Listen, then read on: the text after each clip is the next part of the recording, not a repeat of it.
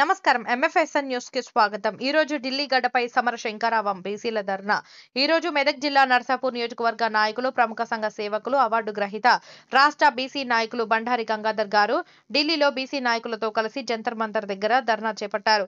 చట్టసభల్లో బీసీల వాటాకై మేమెంతో మాకంతా నినాదంపై జనగణనలో కులగణన జరపాలనే నినాదంపై వారు ఢిల్లీ గడ్డపై ప్రసంగించడం జరిగింది। 77 ఏళ్ల స్వాతంత్ర పోరాటంలో కులగణన పోరాటంలో భాగంగా బీసీల హక్కులపై పోరాటం చట్టసభలో నిర్వహించి బీసీలకు అన్యాయం జరగకుండా ఎవరు వాటా వాళ్లకు ఇవ్వాలని డిమాండ్ చేయడం వారు ప్రసంగించడం జరిగింది।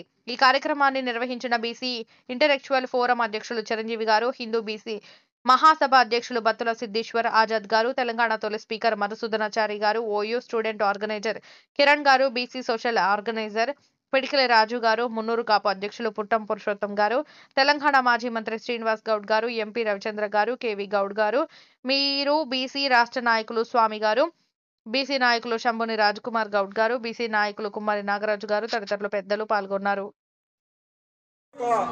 దహనంలో ప్రాణాలు తీసుకునే దాంట్లో బీసీ జాతి ముందున్నది సమాజం గమనిస్తుంది। కానీ ఏదైతే పాలక వర్గాలు చేపడుతున్నటువంటి ప్రభుత్వాలను నిర్వహించేటటువంటి అంశం మాత్రం ఆధిపత్య కులాల చేతుల్లో బందీగా ఉంది అని చెప్తూ మనము ఎన్నో వేదికల మీద కాలుకు గజ్జగట్టింది మనమే, ఆట ఆడింది మనమే, పాట పాడింది మనమే, ఈ యొక్క బంధుకులు పట్టింది కూడా మనమే। ఈ రోజు తెలంగాణ గురించి బలిదానం చేసినటువంటి 1200 మంది అమరవీరులలో చిన్న వయసులో శ్రీకాంతాచారి గారు ఆత్మ బలిదానం చేసుకుంటే బీసీ బిడ్డగా కనిపించలేదు। ఈ రోజు బలిదానాలకే మన యొక్క జాతులు పనికొస్తాయి తప్ప ఈ ప్రజాస్వామ్యాన్ని పాలించడానికి మాత్రం మనకు చేతగాననే విధంగా ఈ అగ్రవర్ణాలు వర్ణిస్తున్నటువంటి అంశాన్ని బద్దలు కొట్టడానికి మనకు వేదికలు అవసరం ఉంది। అదేవిధంగా హిందూ బీసీ మహాసభ అధ్యక్షులు బత్తుల సిద్ధేశ్వర్ గారు గతంలో సాయుధ పోరాటంలో పనిచేసిన మళ్ళీ ఈ యొక్క ఉద్యమం ఎటువైపు కాలేదు కాబట్టి మన బీసీ జాతులకు ఈ రోజు ఏ రకంగా అయితే న్యాయం జరుగుతుందనే ఒక సంకల్పమైన దృఢమైన ఆలోచనతో ఈరోజు అమర నిరాహార దీక్ష చేపట్టడం జరిగింది।